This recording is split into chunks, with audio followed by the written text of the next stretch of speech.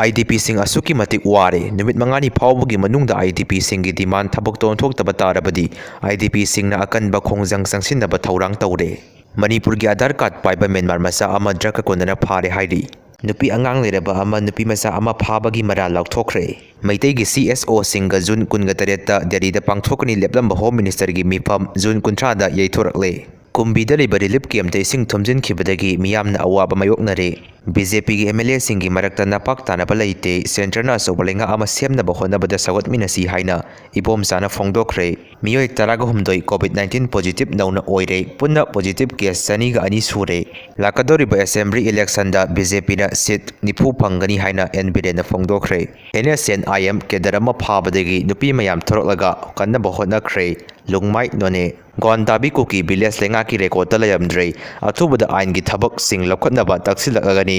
Kangleipak BJP ni election yamna pamlagadi assembly dissolve tawraga nauna mikhan tawsi Congress PM Narendra Modi mathang thada Manipur laklaba yari hairi